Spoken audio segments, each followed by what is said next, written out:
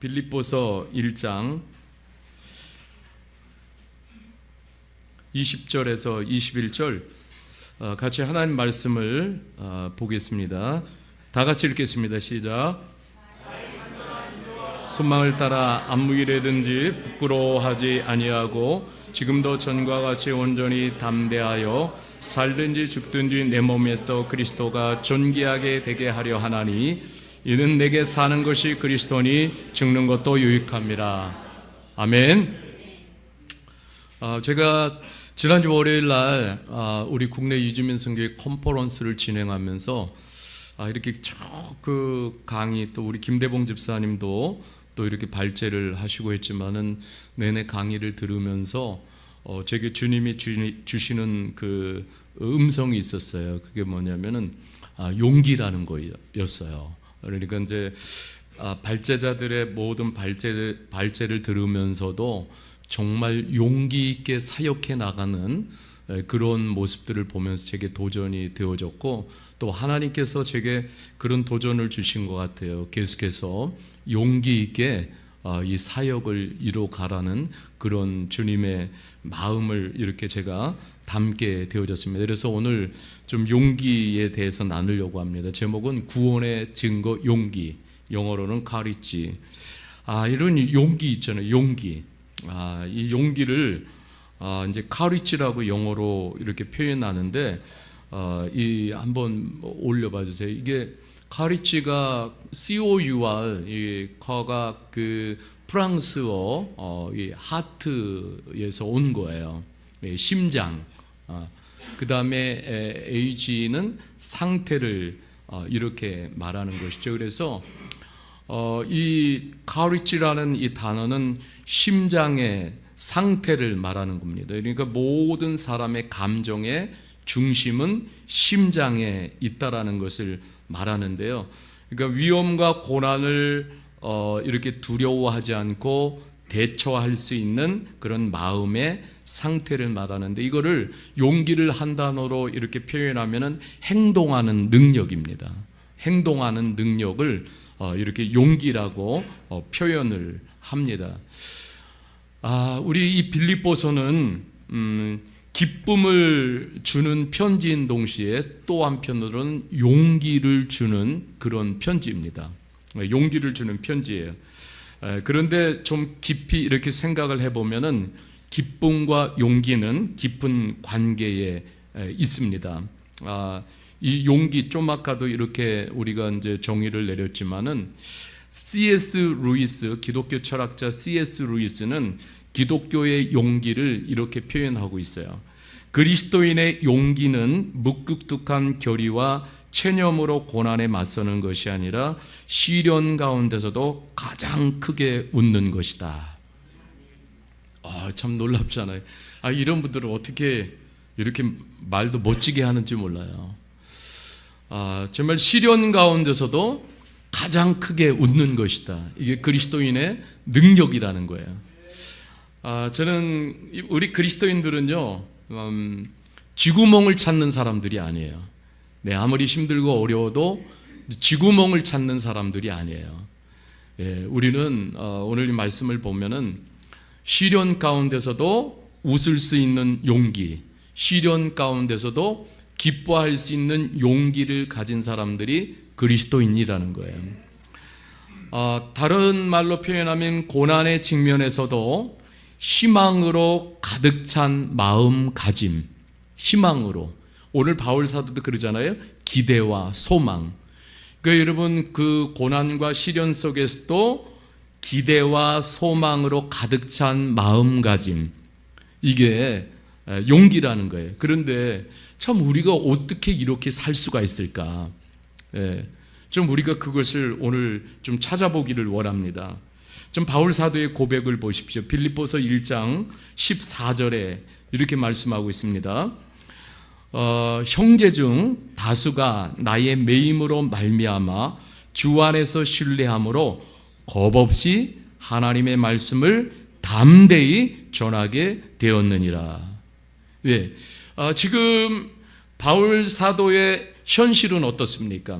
오늘 성경에 표현하면 현실은요, 매임이라는 것은 지금 감옥에서 그의 몸이 체인으로 몸이 묶여 있다 이 말이에요. 그리고 감옥에 지금 투옥이 돼 있습니다. 예, 그 당시 초대교회 이제 기독교가 이렇게 이제 복음이 전해지고 이제 교회가 세워지는 시작점에 있잖아요. 그러니까 뭐 교회들이 얼마나 그렇게 강하고 그리고 뿌리가 깊고 그리고 뭐 튼실한 나무처럼 그렇게 했어요. 그렇지 않더라고요. 이제 지금 영적 지도자인 바울 사도를 많이 아직도 의지하고 있는 상태인데 바울 사도가 투옥이 됐습니다.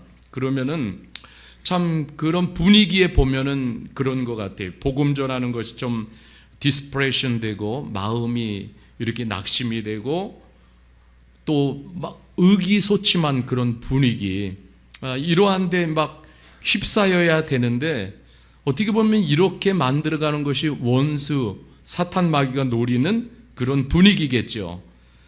또 자신들도 복음을 전하고 복음을 위해서 살다가 잘못하면은 바울 사도처럼 감옥에 들어갈 수도 있는 그런 상황인데 오늘 성경은 이렇게 표현하고 있어요.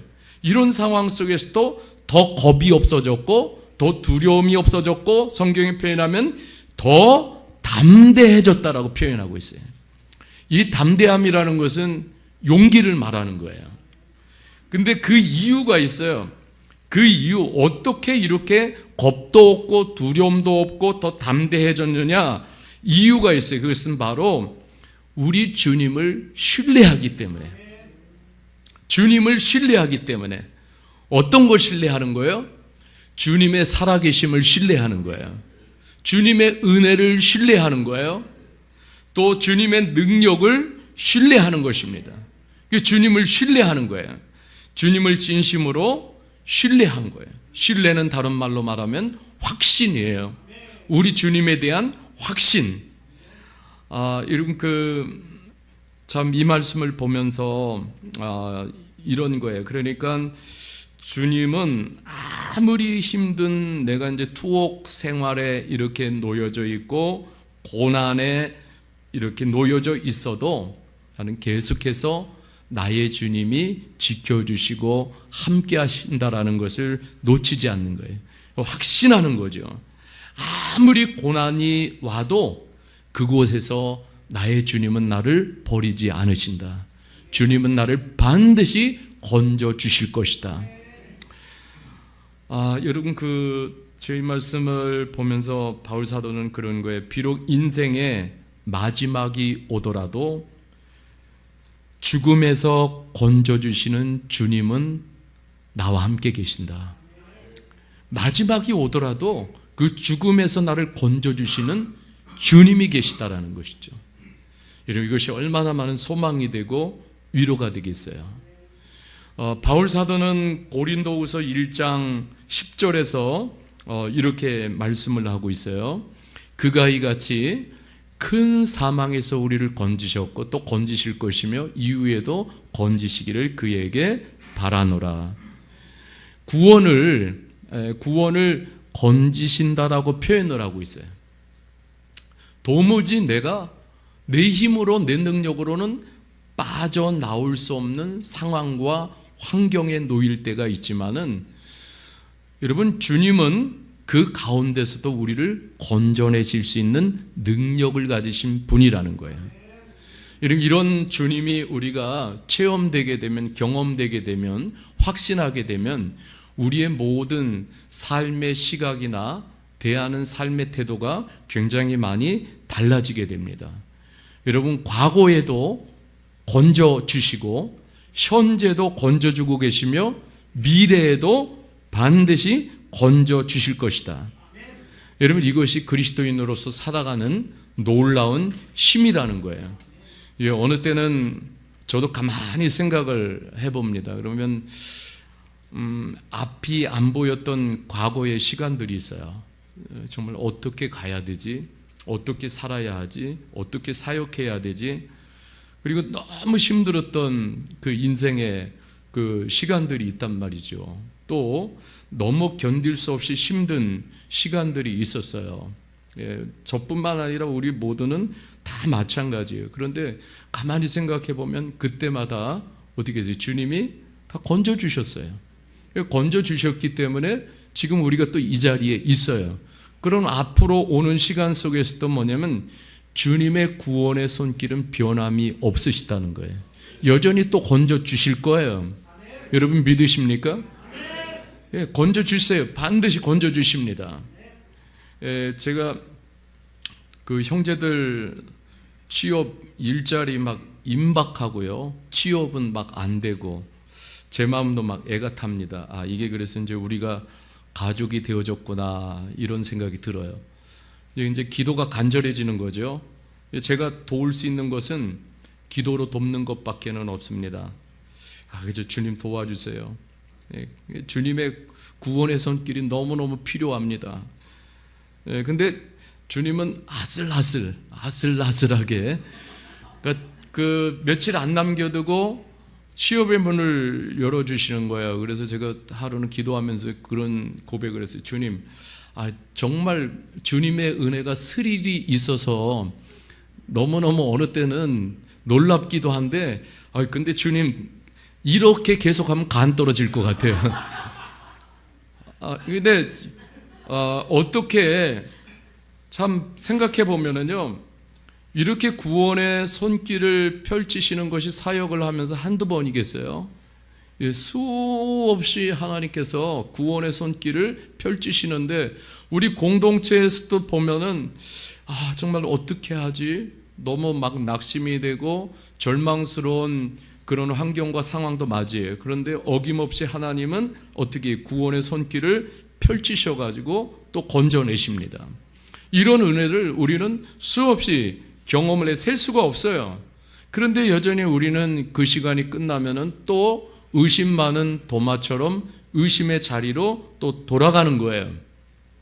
여러분, 근데 여러분 우리가 좀 그랬으면 좋겠어요.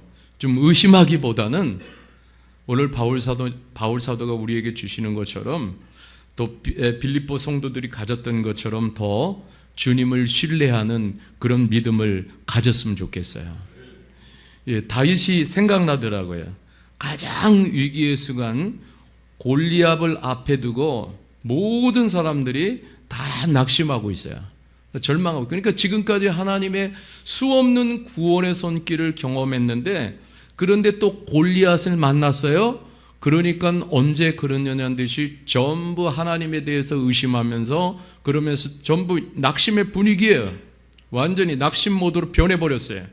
그때 여러분 다윗이 이런 고백을 합니다. 사무엘상 17장 37절에 여러분 같이 한번 읽어보겠습니다. 시작.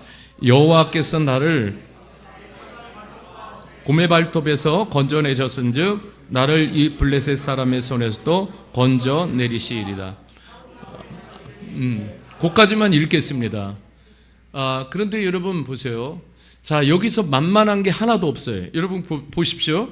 사자의 발톱, 내가 상대해서 이길 수 있을 것 같아요? 곰의 발톱, 여러분 곰의 발톱과 싸워서 이길 수가 있겠어요? 상대 안 돼요. 지금 여러분 앞에 놓여진 블레셋, 여러분 이게 사람의 힘으로 내 힘으로 감당이 되겠어요? 안 되는 거예요. 그런데 여러분 오늘 이 다윗은 그러는 거예요. 다윗은 여기서도 건져내신 하나님이신데 그리고 또 블레셋 손에서도 확신하는 거예요. 건져내실 것이다. 이러한 확신이 있으니까는 그 가운데서도 용기로 맞이하는 거예요. 여러분 과거의 은혜의 경험에 확신 여러분 있으시잖아요. 그러면 여러분 현재도 미래도 확신을 가지시기를 바랍니다. 다윗이 이스라엘 공동체에 두려워 떨고 낙심에 그냥 모두에 빠져있는 이스라엘 공동체에 사무엘상 17장 32절에 이렇게 말씀하고 있어요. 같이 한번 더 읽어볼게요. 시작. 미아마 낙담하지 말 것이라 주의 종이 가서 저 블레셋 사람과 싸우리다 하니 아멘. 그룹 골리앗으로 말미암아 사람아 낙담하지 마라. 주의 종이 가서 블레셋 사람과 싸우리라.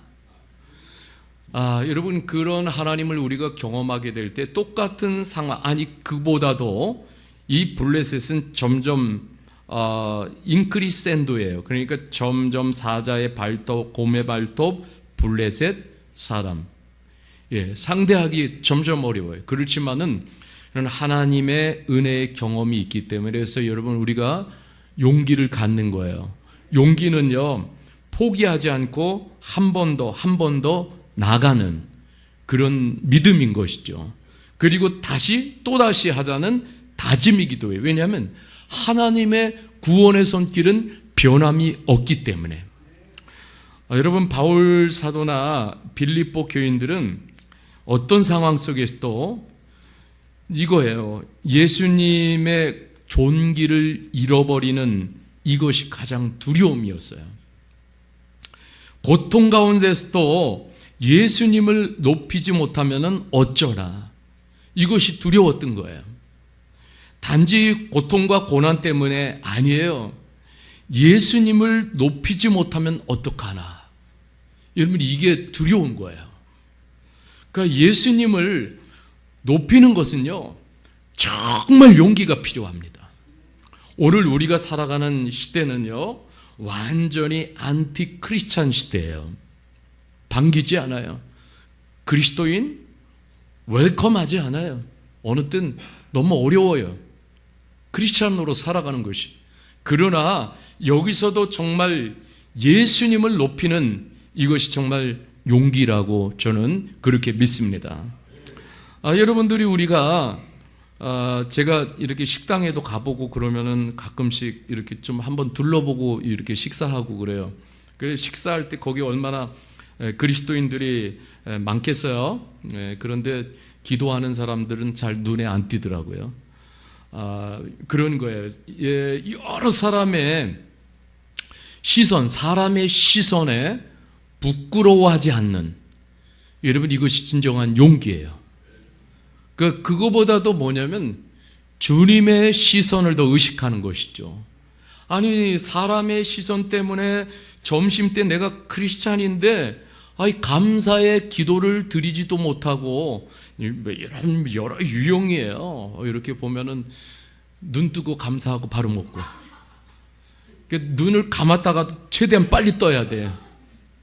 이런 케이스도 있고 그래요. 너무너무 용기가 없는 거예요. 내가 그리스도인입니다. 그러니까 어디서도 주님을 이렇게 높이고 드러낼 수 있는 용기가 없는 거예요. 그래서 여러분, 그런 말이 있어요. 그러니까 교회 안에는 크리스찬이 많은데 교회 밖에는 크리스찬이 없다는 거예요.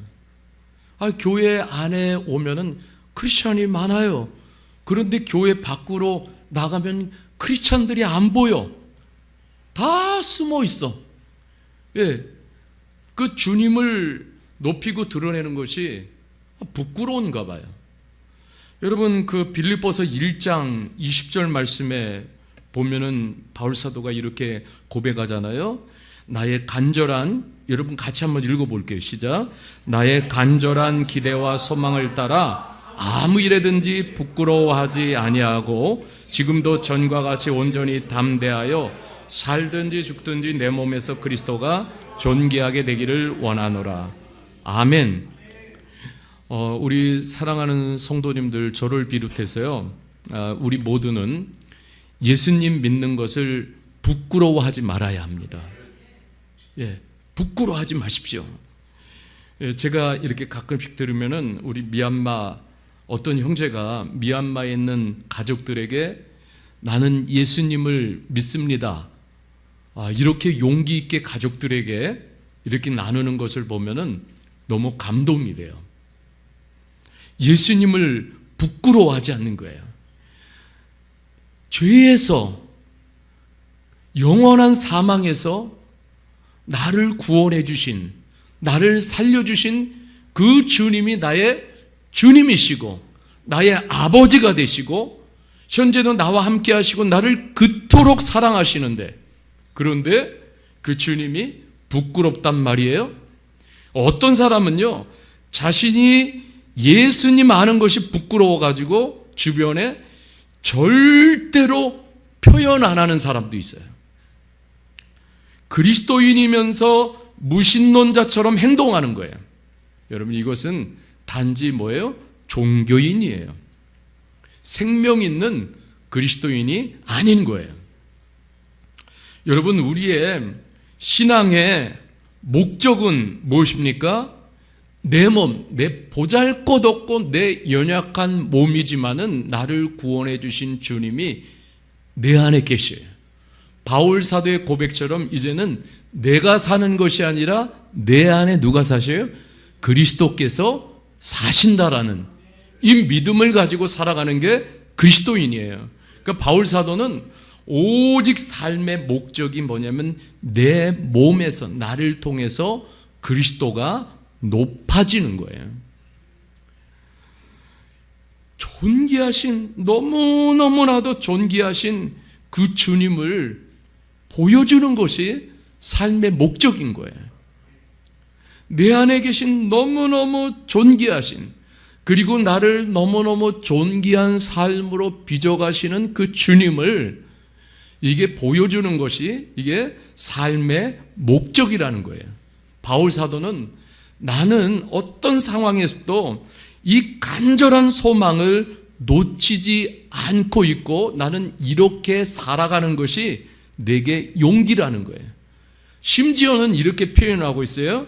살든지 죽든지, 살든지 죽든지, 살든지 죽든지 내 몸에서 그리스도가 존귀하게 나타나고 보여지는 것이 내 삶의 목적이라고 말씀하고 있어요. 여러분, 우리는 좀 이런 수준까지 올라갔으면 좋겠어요. 그러니까 이런 거예요. 좀 삶이 어려워져도 그리스도가 존귀, 이거 상실하는 게 아니에요. 그리고 좀 삶이 좀 나아져도 여전히 그리스도가 존귀. 여러분, 이것이 그냥 삶의 최우선순위로 자리 잡혀 있는 거예요. 여러분, 왜 그래요? 언젠가는 우리가 주님 앞에 서는 날이 있어요. 그때는 어떤 모습으로 주님 앞에 서시겠어요? 저는 이렇게 목회하면서 그런 부분들을 많이 생각합니다. 지금도 이렇게 목회 시간이 흘러가고 있지만은 이 과정도 중요하지만은 정말 중요한 것은 완주하는 거잖아요. 그죠? 그 완주하는 시간까지 뭐냐면은 제일 중요한 그 살아가는 삶에 있어서 그리스도인으로서 또 어떤 신분이든지요, 이게 굉장히 중요한 것은 뭐냐면 부끄럽지 않게 사는 거예요. 부끄럽지 않게.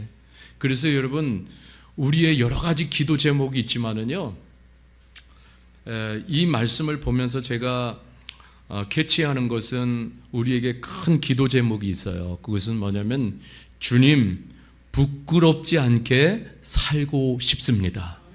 여러분, 이것이 큰 기도 제목이 돼야 돼요. 부끄럽지 않게 살고 싶습니다. 부끄럽지 않게 살아야 돼요. 여러분, 특히 여기 자녀를 둔 부모님들이 계신데 자녀들에게 부끄럽지 않게 살아야 돼요. 그리고 남편에게 부끄럽지 않게 살아야 돼요. 아내에게 부끄럽지 않게 살아야 돼요. 성도들에게 부끄럽지 않게 살아야 돼요. 여러분, 뭘 크게 이루면은 무엇합니까? 그거 부끄럽게 했으면은 그거 아무것도 아니에요. 여러분, 뭐 아무리 큰 업적을 이뤘어도 그것이 다 부끄러움으로 이루어졌으면은 그것은 다 수치가 돼요. 또 특별히 주님을 믿는데 주님의 이름, 주님의 영광에 수치가 되고 많은 거예요. 교회도요, 우리가 늘 기도하고 명심할 것은 교회도 부끄러운 교회가 되지 않아야 돼요. 아니, 좀 교회가 크게 성장을 못하면은 어떻습니까? 여러분, 우리는 딱 한 번 신앙생활을 하다가 주님을 만나요. 그런데 우리가 기억해야 될 것은 있어요. 여기 젊은 청년들도 있지만 젊은 이 청년의 시간도 지나가고 있어요. 그런데 이 리허설이 없어요. 옆 사람에게 그렇게 한번 말해주세요. 리허설이 없어요. 내가 다시 한번 청년의 시간으로 가서 살아야 되겠다, 그런 기회가 없는 거예요. 한 번 이렇게 지나가면 리허설이 없어요. 다 한 번이에요. 청년의 시간도 한 번, 중년의 시간도 한 번, 장년의 시간도 한 번, 노년의 시간도 한 번, 단 한 번. 이 한 번 주어진 그리스도인의 삶, 부끄러운 흔적을 우리는 남기지 말아야 돼. 그 부끄러움이 있으면 여러분, 우리 용기 중에 용기가 뭔지 알아요? 하나님 앞에 나가서 자신의 죄를 고백할 수 있는 용기가 있어야 돼. 그러면 하나님의 지우개로 지워주십니다. 여러분, 그냥 저도 그래요. 한때는 교회를 키우고 싶은 욕심, 선교 잘하고 싶은 욕심, 잘난 목사가 되고 싶은 욕심. 그런데 지금은 그런 거 없습니다. 욕심이 있다면 단 하나가 있어요. 부끄럽지 않은 목사가 되는 거예요. 여러분, 이 한 가지 정말 주님 앞에 붙잡고 나가는 거예요. 제가 최근에 김장훈 가수 아세요 혹시? 네, 김장훈 가수. 와, 요즘 보니까 10대, 20대들에게 가장 인기가 많아요. 말도 못해요, 팬이. 그런데 나이를 보고 제가 깜짝 놀랐어요. 61살이에요. 63년생이니까. 그런데 파란만장한 인생을 살았어요. 어머니가 목사님이신데. 그런데 최근에 와가지고 이런 고백을 하더라고요. 인기도 명예도 이제는 제겐 아무것도 아닙니다. 이제는 제가 그리스도 하나님을 만났다라는 그것을 세상에 다 이렇게 공포를 했어요. 나는 그리스도인입니다. 나는 하나님을 만난 사람입니다. 그러면서 이분이 그런 고백을 해요. 이제는 더욱 조심 또 조심, 부끄럽지 않게 사는 것이 이제는 내 삶의 오직 목적입니다. 이제부터는 주님만 고백하며 살겠습니다. 이런 고백을 하더라고요. 근데 그 진정성이 느껴지는데, 여러분 그렇습니다. 우리가요, 오늘 빌립보서 1장 21절도 이렇게 넘어가 보면 이렇게 말하고 있어요. 이는 내게 사는 것이 그리스도니 죽는 것도 유익함이라. 이는이라는 것은, 이 단어는요, 바울 사도가 살든지 죽든지 그리스도가 존귀해지는 삶을 이제는 선택하며 끝없이 주님을 만나는 시간까지 이걸 선택하며 살겠다라는 결심이에요. 그럼 여러분, 바울 사도가요, 사는 것이 오직 예수 그리스도일 때 바울 사도의 삶에 있어서 뭐예요? 목적은 그리스도가 존귀해지는 거예요. 또 하나 보면은 바울 사도가 죽는 것도 유익하다고 말하고 있어요. 바울 사도의 죽음으로 또 뭐냐면 그리스도가 존귀하게 된. 그래서 살든지 죽든지 그리스도만 존귀하게. 그러니까 바울 사도는 지금 불확실하게 그냥 고통스러운 미래의 직면에 있어요. 그렇지만 하지만 과거도 현재도 미래도 뭐예요? 오직 주님이에요. 주님과 함께 있으면, 여러분, 그러니까 이렇게 말하는 거예요. 나는 20장에 보면은 같이 한번 해봅시다. 지금도 전과 같이 온전히 담대하여. 여러분, 이게 오늘 우리들에게 주시는 도전인 줄 믿습니다. 여러분, 이것이 삶을 맞서는 바울 사도의 용기예요. 이것이 그리스도인의 용기입니다. 살아있어도 그리스도가 존귀하게, 죽음을 앞둔다 할지라도 그리스도가 존귀하게, 이것이 그리스도인의 삶의 자세입니다. 어떤 순간에도 나는 예수 그리스도를 부인할 수가 없어요. 그러니 빌립보 교인들이, 오늘을 살아가는 실로암 교회 성도들이요, 이 용기에 동참하라고 우리를 권면해 주고 있습니다. 오늘 교회가 또 성도들이 이 용기를 가진다면 여러분, 우리가 참 많은 부분에서 다른 삶을 살 수가 있어요. 여러분, 우리가 어떤 분이 그런 얘기를 하더라고요. 오늘날 보면은 밥값도 못하는 신자들이 너무 많다고. 여러분, 우리 밥값 좀 하면서 삽시다.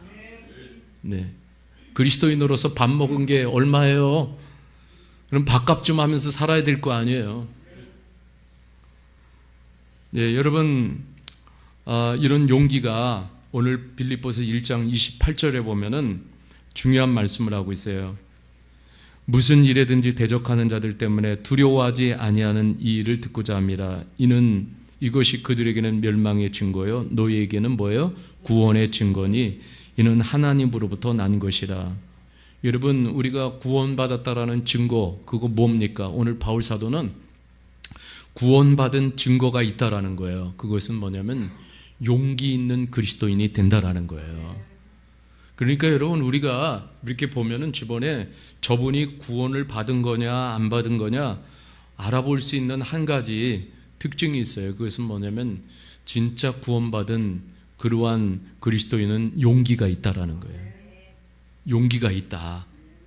여러분, 이런 용기를 놓치지 않기를 바랍니다. 바울 사도의 몸에는 고통의 흔적, 상처들이 곳곳에 있었어요. 이것을 예수님의 흔적이라고 표현하고 있어요. 예수님 믿으면서 어느 때는 참 많이 복음 때문에 복음을 지키고 복음을 살다 보니까는 양보할 수 없어요. 타협할 수 없어요. 그러니까 사람들이 돌도 던져요. 사람들이 손가락질도 해요.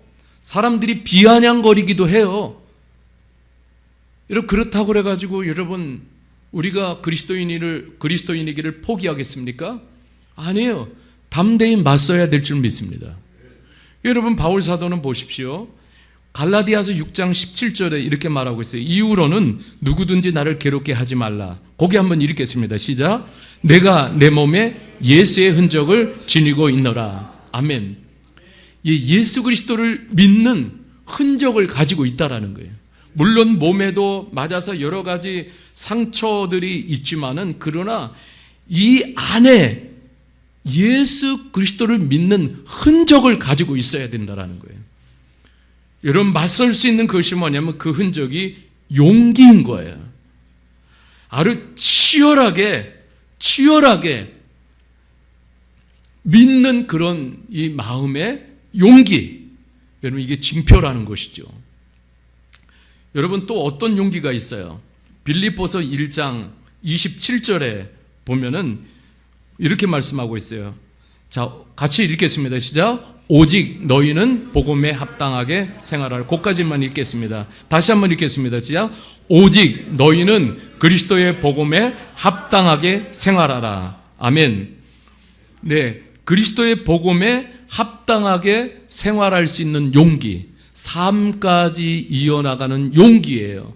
I am Christian, 여기에서 끝나는 것이 아니라 그냥 생활 속에서 그리스도의 복음이 보여지는, 여러분, 이런 용기를 말하는 거예요. 합당하게는 헬라어로 악시오스라고 말하는데 그리스도의 복음 시민으로 딱 어울리게 매치되게 그렇게 살라라는 거예요. 그러니까 옷을 입으면은 꼭 옷이 맞아야 아름답잖아요. 그죠? 옷 맵시가 이렇게 나지 않습니까? 그러니까 복음을 우리가 입었으면은 그 복음이 생활 속에서 이렇게 옷 맵시가 드러나야 된다라는 거예요. 아, 저분이 복음의 옷을 입었구나. 그러니까 그 옷 입은 복음의 옷이 얼마나 아름다워요. 그것이 이렇게 보여지는 거예요. 생활로, 삶으로. 그래, 여러분, 더럽게 때묻히지 않는 용기가 있어야 돼요. 네, 이 복음의 세상 것으로 그냥 더럽게 때묻히지 않는 용기가 있어야 돼요. 여러분, 다니엘과 세 친구들은 자신의 믿음을 더럽힐 수가 없어서 차라리 불구덩이를 택했습니다. 그저 쉽게 타협하고 자신들의 편안한 삶을 추구했다면 자신들의 믿음은 그냥 쓰레기장으로 폐기 처분되었을 것입니다. 그렇게 순수한 믿음을 지키려고 용기를 냈을 때 도리어 하나님께서 하나도 상하지 아니하도록 하나님이 지켜주셨고, 그 당시에 바벨론의 석학들보다도요 10배나 뛰어난 지혜의 영을 하나님이 부어주셔서 탁월한 하나님의 사람들로 승부하게 만드셨어요. 여러분, 빌립보서 1장 27절에 또 이렇게 말씀하고 있어요. 같이 읽겠습니다. 시작. 이는 너희가 가거나 떠나 있으나 너희가 한 마음으로 서서 한 뜻으로 복음의 신앙을 위하여 협력하는 것. 자, 여기서 보면은 또 하나가 있어요. 우리 같이 따라 합시다. 신앙생활은 혼자 하는 것이 아닙니다. 예, 신앙생활은 혼자 하는 게 아니에요. 신앙생활은요, 함께 하는 것입니다. 복음 신앙을 위해서 함께 수고하고요. 여기 보면은요, 함께 협력하는 것. 여러분, 이것도 뭐냐면 용기가 필요한 거예요. 함께 용기를 내고 같이 격려해서 협력해서 복음이 더 확장되고 복음이 이루어지고 복음 공동체를 세워나가고, 복음 신앙을 위해서 협력하는 용기. 여러분, 이런 용기도 가지라고 말씀하고 있어요. 여러분, 용기도 전염력이 있습니다. 두려움도 전염력이 있습니다. 여러분, 우리가 메뚜기 신드롬에 걸린 이스라엘 공동체의 이야기를 잘 알고 있습니다. 민수기 13장 33절의 말씀인데, 거기 보면 이렇게, 거기서 네피림의 후손인 아낙 자손의 거인들을 보았으니 우리는 스스로 보기에도 메뚜기 같으니 그들이 보기에도 그와 같을 것이니라. 이렇게 말씀하고, 그러니까 항상 우리 앞에는 두 개의 길이 펼쳐져 있습니다. 하나님의 약속에 대한 믿음, 또 하나는 자신의 생각, 지혜의 그 경험, 이 두 가지 길이 있어요. 그런데 어떤 길을 선택할 것이냐. 여러분, 두려움은 수많은 하나님의 약속을 잡지 못하게 하는 적이에요. 두려움 때문에 하나님의 약속을 잡지를 못해요.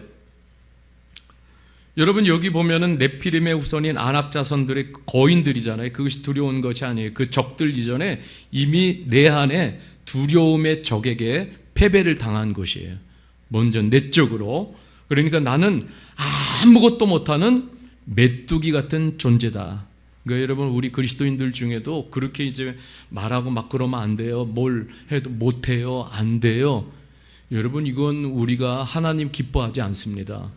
내 입에서 나올 때마다 못해요, 안 돼요, 못해요, 안 돼요, 힘들어요, 어려워요, 내가 어떻게 하겠어요?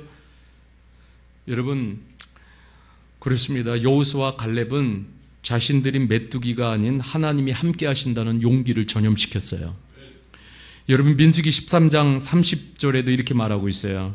갈렙이 모세 앞에서 그 백성들을 조용하고 이르되 우리가 곧 올라가서 그 땅을 취하자 능히 이기리라. 아멘. 용기를 전염시키는 하나님의 사람들. 사도행전으로 가보면 용기의 전염력이 얼마나 놀랍습니까? 사도행전 4장 7절에서 10절 말씀인데요. 사돌 가운데 세우고 묻되 너희가 무슨 권세와 누구의 이름으로 이 일을 행하느냐. 산해들인 최고의 권력자들이 말하는 거예요. 8절에 이에 베드로가 어떻게 해요? 성령이 충만하며 이르되 백성의 관료들과 장로들아 쫄지 않아요. 그 다음에 9절 만일 병자에게 행한 착한 일에 대하여 이 사람이 어떻게 구원을 받았느냐 하고 오늘 우리에게 질문한다면 너희와 모든 이스라엘 백성들은 알라. 너희가 십자가에 못 박고 하나님이 죽은 자 가운데서 살리신 나사렛 예수 그리스도의 이름으로 이 사람이 건강하게 되어 너희 앞에 섰느니라. 아멘. 여러분, 보면은요, 조금도 위축됨이 없어요. 담대하게 말합니다. 주변에 함께한 베드로와 함께하는 모든 사람들에게 용기를 전염을 시키고 있어요. 여러분, 더 놀라운 것은 사도행전 4장 31절에 가보겠습니다. 같이 읽게요. 시작. 빌기를 다음에 모인 것이 진동하더니 무리가 다 성령이 충만하여 담대히 하나님의 말씀을 전하니라. 아멘. 여러분, 자, 성령 충만해서 여러분 용기는 누가 일으킵니까? 알아야 돼요. 성령님이 용기를 일으켜 주십니다. 그래서 여러분, 웨인 맥 리오도 목사님은 이렇게 말씀하셨어요. 자, 용기란 성령님이 일으키시고 기도로 부채질하는 것이다. 아멘. 용기는 누가 일으키셔요? 성령님이 일으키십니다. 그리고 기도로 막 부채질을 하는 거예요. 그러면 용기가 더 커지는 거예요. 그런데 여러분, 그리스도의 용기는 개인적인 것이 아니라 공동체가 모여서 하나님의 얼굴을 구하고 기도할 때요, 하나님이 더 용기의 힘을 불어넣어 주십니다. 여러분, 함께 기도하는 시간을 사모하시길 바랍니다. 그러니까 여러분, 개인 기도 시간은요, 다음에는 그 개인 기도 시간은 모닥불을 지피는 것이라면 함께 기도하는 시간은 장작불을 지피는 시간이라는 거예요. 그러니까 여러분, 개인 기도도 중요해. 그러나 조그만 모닥불을 피워놓고 그런 그 시간이라면은 함께 기도하는 시간은 장작불을 지피는 시간이에요. 그래서 함께 기도하면은 용기가 2배가 아닌 몇 배 이상의 영적 온도를 높이는 시간이 되는 거예요. 그러니까 여러분, 함께 기도하는 시간을 놓치지 않기를 바랍니다.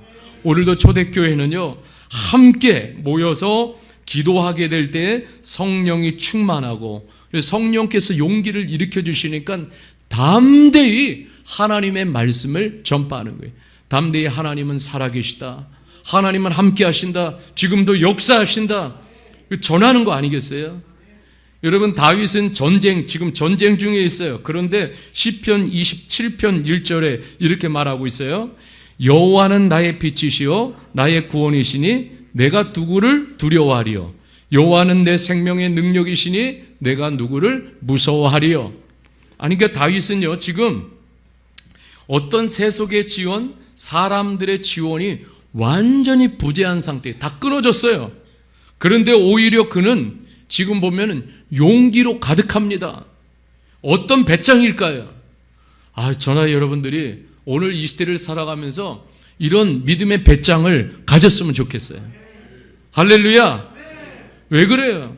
하나님은 어둠 속에서도 빛이 되시고, 그는 구원자시고, 모든 어려움과 모든 적들의 그런 둘러싸임에서도 우리를 해방시켜 주시는 능력의 주님이시고, 그분은 내 생명의 능력이시기 때문에, 여러분, 그러니까 이런 하나님을 붙잡고 그 순간에도 여러분 나갈 때에 용기를 놓지 않는 거예요. 내가 누구를 무서워하리요, 내가 누구를 두려워하리요. 그러니까 바울 사도는 이 말씀을 가져와서 로마서 8장 31절에 이렇게 말씀하고 있어요. 그런즉 이 일에 대하여 우리가 무슨 말 하리요? 만일 하나님이 우리를 위하시면 누가 우리를 대적하리요? 아멘. 하나님이 우리를 위하시면 우리를 누가 대적하리요? 모두가 나를 대적하지만 너희들은 상대가 안 돼. 왜 그런지 알아? 하나님은 이미 내 편이시기 때문에. 이런 믿음을 가지고 오늘을 승리하며 살아가는 거예요. 아니, 그렇습니다. 하나님이 우리를 위하시는데 누가 우리를 대적하리요? 여러분, 이런 믿음을 붙잡고 나갈 수 있기를 바랍니다. 예수님도 이렇게 말씀하셨어요. 요한복음 16장 33절이에요. 같이 한번 다 읽겠습니다. 시작. 이것을 너희에게 이르는 것은 너희로 내 안에서 평안을 누리게 하려 함이라. 세상에서는 너희가 환난을 당하나 내가 세상을 이겼노라. 아멘. 담대하라. 다른 말로 말하면 용기 내라. 미얀마 말로는 아텐타바. 맞습니까? 맞아요. 예, 아텐타바. 네, 옆 사람에게 우리 한번 미얀마 말로 축복합시다. 아텐타바. 아텐타바. 담대하라. 용기 내라. 내가 세상을 이기었노라. 여러분, 주님이 주시는 격려입니다.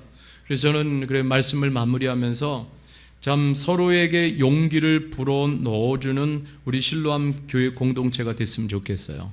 그래서 용기 빠진 유람선을 타고 가는 교회가 아니라 정말 용기가 가득해서 전투함을 타고 복음을 위해서 행진하는 우리 실로암 교회가 되기를 주님의 이름으로 간절히 축복합니다.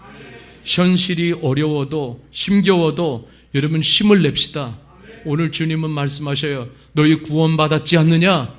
그러면은 너의 구원의 증거가 뭐냐면 그것은 바로 용기 있는 그리스도인이 되라는 거예요. 용기 있는 공동체가 되라는 거예요. 여러분, 우리 용기 있게 담대하게 이겨냅시다. 승리를 향해서 갈 때 우리 주님께서 계속 우리에게 용기를 공급해 주실 줄 믿습니다. 우리 이 시간 말씀을 생각하시면서 우리 같이 찬양 드리겠습니다.